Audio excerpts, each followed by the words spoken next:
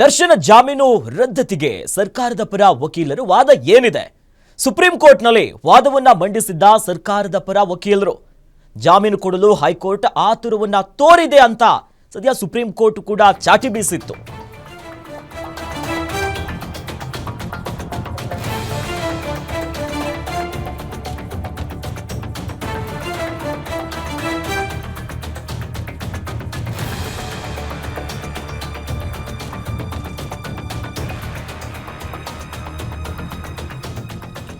ದರ್ಶನ ಜಾಮೀನು ರದ್ದತಿಗೆ ಸರ್ಕಾರದ ಪರ ವಕೀಲರು ವಾದ ಏನು ವಾದ ಮಾಡ್ತಿದ್ದಾರೆ? ಸುಪ್ರೀಂ ಕೋರ್ಟ್ನಲ್ಲಿ ವಾದವನ್ನ ಮಂಡಿಸಿದ್ದ ಸರ್ಕಾರದ ಪರ ವಕೀಲರು ಜಾಮೀನು ಕೊಡಲು ಹೈಕೋರ್ಟ್ ಆತುರವನ್ನ ತೋರಿದೆ ಎಂದಿದ್ದ ಸುಪ್ರೀಂ ದರ್ಶನ್ಗೆ ಕೊಟ್ಟಿರುವಂತಹ ಜಾಮೀನನ್ನ ರದ್ದು ಮಾಡುವಂತೆ ವಾದ ಮಾಡಿದ್ರು. ಇದನ್ನು ರದ್ದು ಮಾಡಲೇಬೇಕೆನ್ನುವಂತಾಗಿ ಕಾನೂನಾತ್ಮಕವಾಗಿ ಸಾಕಷ್ಟು ವಿಚಾರಗಳನ್ನ ಕೋರ್ಟ್ ಮುಂದೆ ಇಟ್ಟಿದ್ರು. ದರ್ಶನ್ಗೆ ಕೊಟ್ಟಿರುವಂತಹ ಜಾಮೀನು ರದ್ದತಿಗೆ ಕಾರಣ ಅನ್ನ ನೀಡಿದ್ದಾರೆ ವಕೀಲರು. ಸುಪ್ರೀಂ ಕೋರ್ಟ್ಗೆ ಸರ್ಕಾರ ನೀಡಿರುವಂತಹ ಕಾರಣಗಳು ಯಾವ್ಯಾವುದು?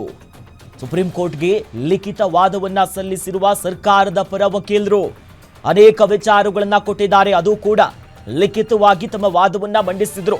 ಅನೇಕ ಅಂಶಗಳನ್ನ ಅವರು ಮುಂದಿಟ್ಟಿದ್ದಾರೆ. ಹಾಗಾದ್ರೆ ಯಾವುದದು ಅಂಶಗಳು?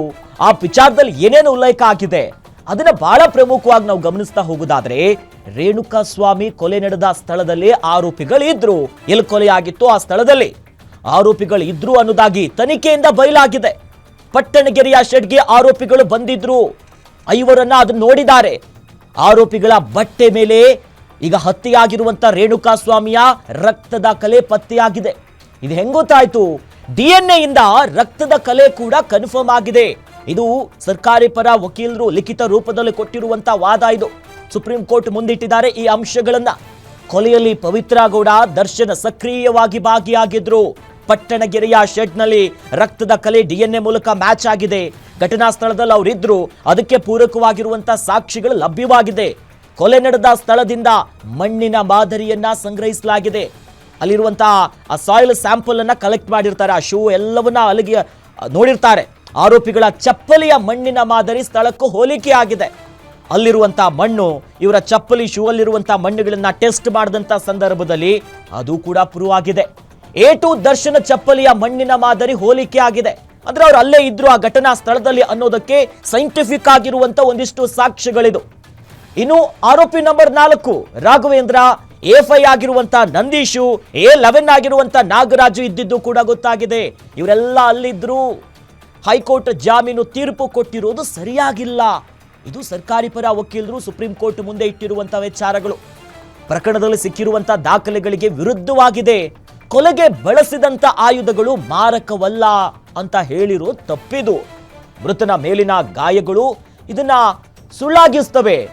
ಹೀಗಾಗಿ ಇವೆಲ್ಲ ಅಂಶಗಳಿದೆ. ಇದನ್ನ ಗಮನದಲ್ಲಿ ಇಟ್ಟುಕೊಂಡು ಸದ್ಯ ಮುಂದಿನ ಕ್ರಮಕ್ಕೆ ಆದೇಶವನ್ನ ಕೊಡಬೇಕನ್ನೋದಾಗಿ ಜಾಮೀನನ್ನ ರದ್ದು ಮಾಡಬೇಕಾಗಿ ಸದ್ಯ ವಾದವನ್ನ ಮಂಡಿಸ್ತಿದ್ದಾರೆ.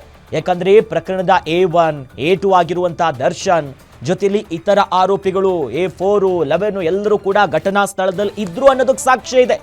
ಅವರಲ್ಲಿ ಇದ್ರು ಅಂದ ಮೇಲೆ ಮತ್ತೊಂದು ಕಡೆ ಹತ್ಯೆಯಾಗಿರುವಂತ ರೇಣುಕಾ ಸ್ವಾಮಿಯ ರಕ್ತದ ಕಲೆ ಅಥವಾ ರಕ್ತದ ಮಾದರಿಗಳೇನಿದೆಯಲ್ಲ ಇದು ಕೂಡ ಆರೋಪಿಗಳ ಬಟ್ಟೆಗಳಲ್ಲೂ ಕೂಡ ಲಭ್ಯ ಆಗಿದೆ.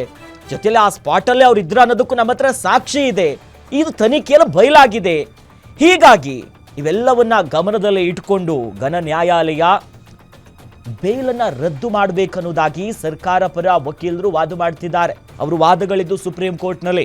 ಮತ್ತೊಂದು ಕಡೆ ಹಿಂದಿನ ವಿಚಾರಣೆ ಸಂದರ್ಭದಲ್ಲಿ ನಾವು ಕೂಡ ಗಮನಿಸಿದ್ವಿ. ಸುಪ್ರೀಂ ಕೋರ್ಟ್ ಕೂಡ ಬಹಳಷ್ಟು ಗರಂ ಆಗಿನೇ ಒಂದು ರೀತಿ ಚಾಟಿ ಬೀಸಿತ್ತು ಹೈಕೋರ್ಟ್ ಮೇಲೆ. ಅನೇಕ ವಿಚಾರಗಳನ್ನ ಮುಂದಿಟ್ಕೊಂಡು ತರಾತುರಿಯಲ್ಲಿ ಈ ರೀತಿ ಕೊಟ್ಟಿದ್ದು ಹೆಂಗೆ, ಬೇರೆ ಕೋರ್ಟ್ಗಳು ತಪ್ಪು ಮಾಡಿದ್ರೆ ಓಕೆ, ಹೈಕೋರ್ಟ್ ಯಾವ ರೀತಿಯಾಗಿ ಪ್ರಶ್ನೆ ಮಾಡ್ತು ಅನ್ನೋ ಅಂಶಗಳನ್ನ ಸುಪ್ರೀಂ ಕೋರ್ಟ್ ಆ ಸಂದರ್ಭದಲ್ಲಿ ಇಟ್ಟಿತ್ತು. ಹೀಗಾಗಿ ಇತ್ತ ಸರ್ಕಾರಿ ವಕೀಲರು ಕೂಡ ಇದೇ ವಾದವನ್ನ ಲಿಖಿತ ವಾದವನ್ನು ಮಾಡಿದ್ದಾರೆ. ಆರೋಪಿಗಳ ಬಟ್ಟೆ ಮೇಲೆ ರೇಣುಕಾಸ್ವಾಮಿ ರಕ್ತದ ಕಲೆ ಸಿಕ್ಕಿದೆ. ಇದು DNA ಇಂದ ಕನ್ಫರ್ಮ್ ಆಗಿದೆ. ಹೌದು, ಇವರು ಆರೋಪಿಗಳ ಬಟ್ಟೆಯಲ್ಲಿ ಸಿಕ್ಕಿರೋ ಬ್ಲಡ್, ಹತ್ಯೆಯಾಗಿರುವಂತಹ ರೇಣುಕಾಸ್ವಾಮಿಯ ಬ್ಲಡ್ ಎಲ್ಲವೂ ಕೂಡ ಸದ್ಯ ಸಾಬೀತಾಗಿದೆ.